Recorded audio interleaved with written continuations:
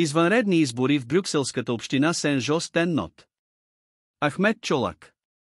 На 9 февруари 2025 година в Брюксел, Белгия, се проведоха извънредни местни избори в община Сен-Жос-Тен-Нот, SAINTZOSSETNNOODE. Досегашният кмет Емир Кър, който е от турски произход, беше сигурен, че ще бъде преизбран отново на поста си. На предишните местни избори, проведени на 13 октомври 2024 година, неговата партия спечели 17 от общо 29 места в Общинския съвет.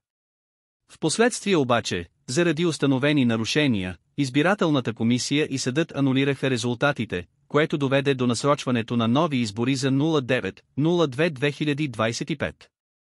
Причини за анулирането и новите избори.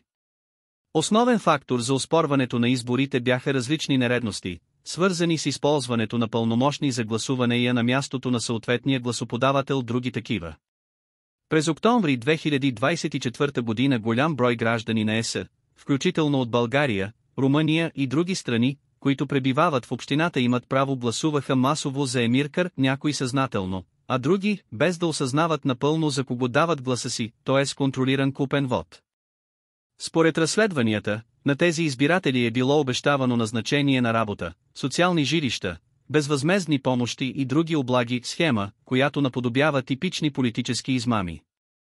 На някои позиции в администрацията дори са били обещани назначения на десетки, а в някои случаи дори стотици хора, което е предизвикало сериозни съмнения за изборни манипулации. На извънредните избори на 9 февруари 2025 година участие взеха 5 партии и коалиции. Листата на кмета, ЛБ. Емир Кър. Екип Фуат Айдар, FUAT-AUIDAR Team. Социалистическата партия. Коалиция на ЕМАР, консерваторите и няколко малки партии. Партията на зелените, отделно от горната коалиция. Важен аспект на тези избори беше неофициалната коалиция между партията на Емир Кър и екип Фуат Айдар. Един от основните конкуренти за поста на кмет беше Ибрахим Данкуш, който е представител на екип Фуат Айдар. Тази партия включва представители на различни общности, официално пребиваващи в общината. Ход на изборите и очаквания резултат. Гласуването в Белгия е задължително и се провежда изцяло електронно. На 9 февруари избирателните секции отвориха в 7 часача и затвориха в 16 часача. Според предварителните проучвания, коалицията между Емир Кър и екип Фуат Айдар се очаква да спечели 18 от 29 места в Общинския съвет, 16 за партията на Емир Кър и 3 за екип Фуат Айдар, което ще й осигури мнозинство и контрол върху местната власт.